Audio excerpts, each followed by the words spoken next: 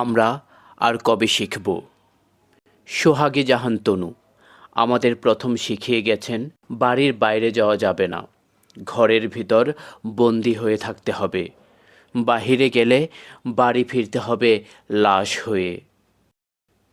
আবরার ফাহাদ আমাদের শিখিয়ে গেছেন যা খুশি তা বলা যাবে না, মুখ থাকলেও থাকতে হবে বোবা হয়ে। সোশ্যাল মিডিয়ায় দেশ নিয়ে করা যাবে না ছোট্ট একটা পোস্টও। মন খুলে কিছু লিখলেই সহপাঠীরা পিটিয়ে বানিয়ে দেবে লাশ। তোফাজ্জল হোসেন আমাদের শিখিয়ে গেছেন যেখানে সেখানে খাওয়া যাবে না, ক্ষুধা লাগলেও চাওয়া যাবে না এক মুঠো অন্ন।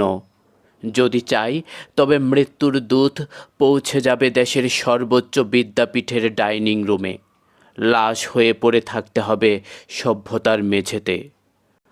আসিয়া আমাদের শিখিয়ে গেছে কোথাও বেড়াতে যাওয়া যাবে না, এমনকি মা ছাড়া যাওয়া যাবে না বড় বোনের বাড়িতেও, হোক সে আসিয়ার মতো ছোট ফুল কিংবা বড় কোনো মেয়ে।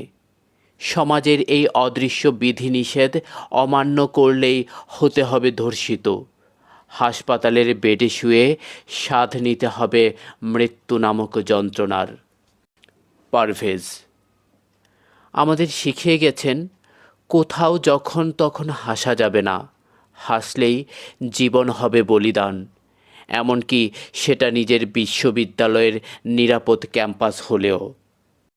বাড়ছে লাশের মিছিল, অনিরাপত্তার চাদরে ছেয়ে যাচ্ছে চারপাশ। পরদিন হয়তো আমি কিংবা আপনি আরেক উদাহরণ হব।